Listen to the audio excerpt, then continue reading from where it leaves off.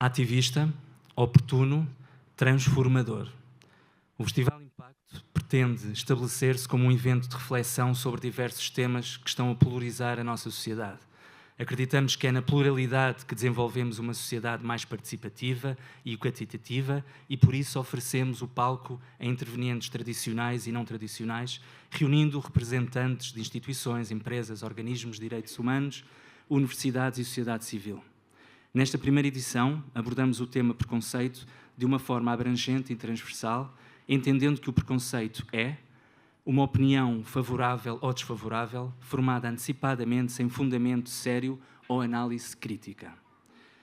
Há uma linha que separa o que vemos daquilo que é real. O preconceito afasta-nos ainda mais da realidade, atrasa-nos, distancia-nos uns dos outros. Estilhaçar um preconceito pode ser uma das sensações mais libertadoras que podemos ter.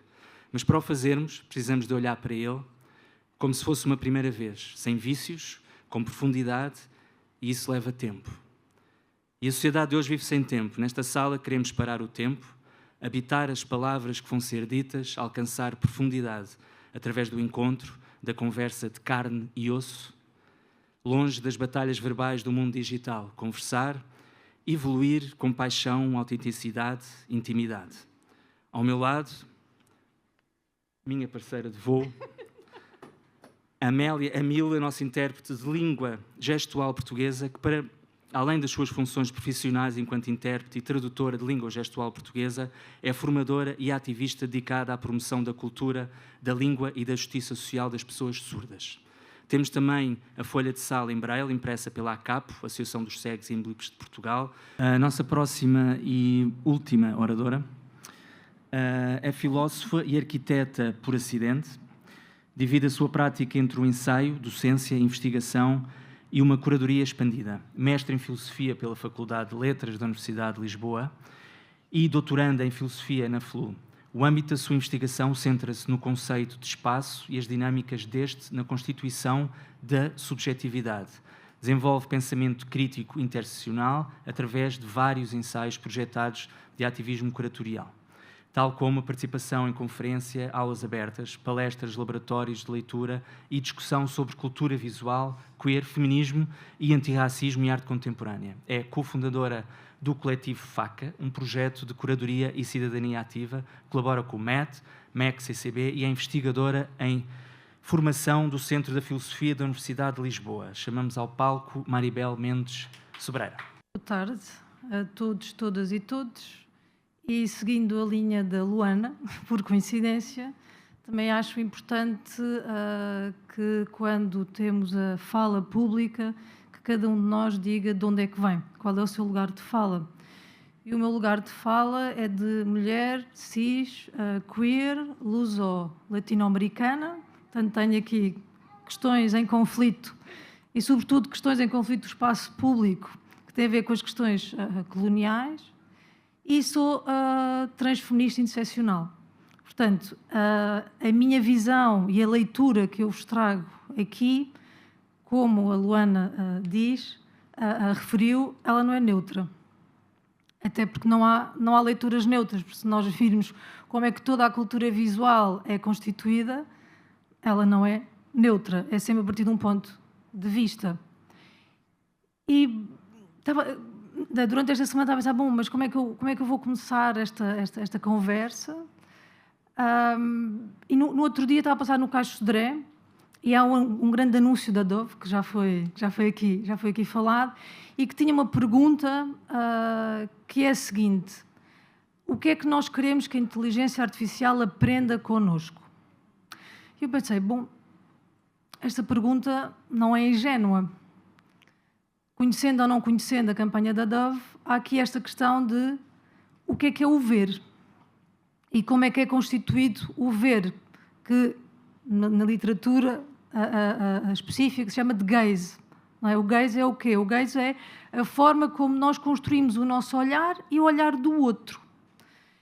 E a forma como nós construímos o nosso olhar, ou seja, como eu construo o meu olhar, vai estar ligada à leitura que eu faço do outro e à leitura do espaço público. E outra questão que se coloca aqui, que vocês perguntam, mas o que é o espaço público? E o que é que o espaço público tem a ver com beleza? E outra questão que também se coloca, que é uma questão que a Isabel disse logo desde o início, que é algo que não se consegue definir automaticamente, que é o que é a beleza, porque a beleza, se forem ver, ao longo dos tempos ela foi sendo um pouco alterada, mas sempre a partir do mesmo ponto de vista. E vocês perguntam, mas Maribel, qual é esse ponto de vista? E eu vou dizer, e se calhar as palavras que eu vou usar podem ser gatilhos para alguns, mas sem juízos morais de valor da minha parte quando as digo, porque estas palavras também estão carregadas de influência de um sistema patriarcal. E então, quem é esta figura que constrói a cultura? O homem cis, normativo, branco, com poder. E vocês dizem, não, isso é coisa moderna, é coisa contemporânea. Não, isso é algo de uma construção dessas feministas, não é? Que andam aí, que agora é tudo. Mas reparem que eu disse que também estes homens cis brancos, eles também estão encurralados também no processo patriarcal. Okay? Portanto, também temos que fazer à parte, porque também é importante, não é? Senão estamos a demonizar tudo e mais alguma coisa.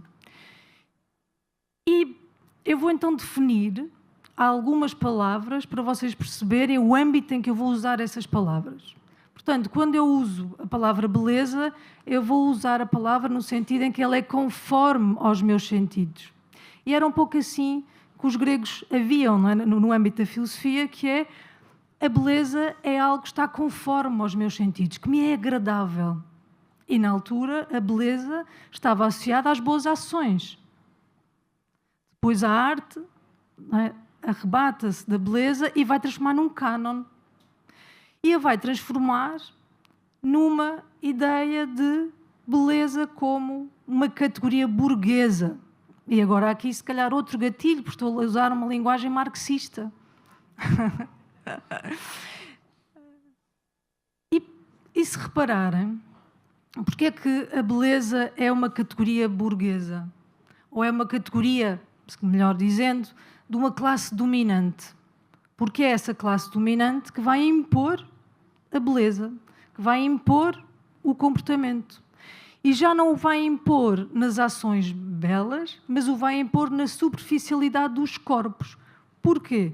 Porque o corpo é o grande campo de batalha do sistema capitalista. O corpo é, e esperemos que o seja sempre, a grande propriedade privada que o Estado, que o outro, não consegue atingir ou manipular. E quando o faz, é a partir sempre de uma legislação que limita esses corpos. Mas o que é que isto tem a ver com o espaço público? Reparem, porque são estes corpos que fazem o espaço público, são estes corpos que ditam quem tem acesso ou não ao espaço público. E gostaria que vocês fizessem um exercício antes de avançar, que é um exercício que eu gosto muito de fazer ao público, que é: qual é o vosso corpo localizado? E vocês perguntam, mas eu tenho coordenadas? Tenho uma bússola? A psicologia dirá que sim, terá algumas bússolas. Mas aqui o corpo localizado tem a ver com uma teórica que eu gosto muito, que é Adrienne Rich, que vai dizer que o nosso corpo ele não é só biológico, é evidente, mas o nosso corpo carrega uma identidade. E é com essa identidade, por isso é que a Luana e neste caso eu dissemos logo no início, é importante dizer de onde é que nós partimos, e é essa identidade que nos vai fazer ver o outro, o espaço público. E, portanto, eu gostaria que vocês fizessem esta autorreflexão, não tenho que dizer em voz alta, mas Que corpo é que vocês têm? Que opressões? E já vimos aqui que todos nesta sala temos níveis de opressão que carregam. Porque estes níveis de opressão, elas vão ditar, de facto, a forma como nós lemos o espaço público. Vou-vos dar um exemplo. Na Praça Dom Luís, perto do Time Out, há uma estátua, portanto, que é a representação do Sá da Bandeira, de um abolicionista. E embaixo, perto dos pés, há uma mulher que foi escravizada, de nome Fernanda Val, que foi representada a saudar o Sá da Bandeira pela sua libertação. Mas os traços dessa mulher, da Fernanda, pessoa racializada, foram homogeneizados. Retiraram-lhe os seus traços como identidade de pessoa africana. Portanto, nós quando olhamos para o espaço público, é sempre de uma linha muito uniforme, porque o espaço público ele é feito por pessoas como nós. Ele é pensado por pessoas como nós, que têm uma identidade, que têm uma visão de mundo. E o espaço público ele é pensado por arquitetos. Eu estudei arquitetura, mas foi por acidente, porque eu no início, antes de ir para a arquitetura, queria ir para a filosofia, mas depois achei que devia ir primeiro para a arquitetura e depois para a filosofia. Mas em arquitetura nós temos uma espécie de utente genérico, que é o bonequinho do AutoCAD. E o bonequinho do AutoCAD, ele não tem género, ele não tem identidade. É como o Modulor de Le Corbusier, que é o arquiteto modernista, que influenciou toda uma arquitetura, que influenciou todo um subúrbio que nós temos em Portugal e que temos ao longo da Europa, e que é uma figura, uma medida, um cânon perfeito de acesso ao edifício e à cidade. Nota de rodapé, as casas de Le Corbusier eram muito pequeninas. Portanto, o Modulor não poderia ser muito grande. E reparem que são estas chaves que nos fazem ler o espaço público. E não é por acaso que estarmos no Príncipe Real é muito mais agradável do que estarmos na Praça Dom Pedro I ou estarmos no Martim Moniz. Isto porquê? Isto porque há uma decisão de pessoas, política, que assim remete os espaços para a sua obsolescência. Porquê? Porque, mais uma vez, a beleza é uma categoria do pensamento dominante, é uma categoria burguesa e que vai fazer com que determinados espaços sejam tidos como perigosos e outros espaços sejam tidos como não perigosos. Não sei quanto é que estou a tempo. Okay. E reparem que isto vai ser ótimo depois para o capitalismo, porque os espaços ditos perigosos, com processos de reabilitação, vão ser o quê? Gentrificados. E a gentrificação vai ditar quem é que tem acesso ou não ao espaço público. E reparem que quando eu digo espaço público, ele é uma mentira. Porque o espaço público não existe. O que existe é um espaço de acesso público. Porque quando nós queremos estar no espaço público, há regras. Eu não posso estar nua no espaço público. Tem regras. Eu não posso fazer uma manifestação no espaço público. Tem regras. Eu não posso pôr a minha banquinha para vender as minhas ideias. Tem regras. Portanto, o que nós temos que... A Luana fala em desmantelar, eu falo em resignificar.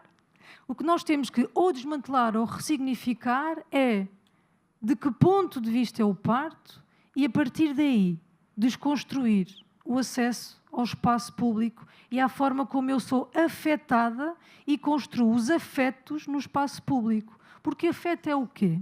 O afeto é a afetação de uma ideia, a afetação de uma ação que se transforma numa imagem, pode ter uma imagem mental, não é? Que eu faço aquela pessoa, que é o preconceito, e esse preconceito vai ser o quê? Vai ser uma emoção. E essa emoção vai ser o quê? Vai ser um sentimento e vai ser um preconceito verbalizado e limitador. E com isto fico. Obrigada.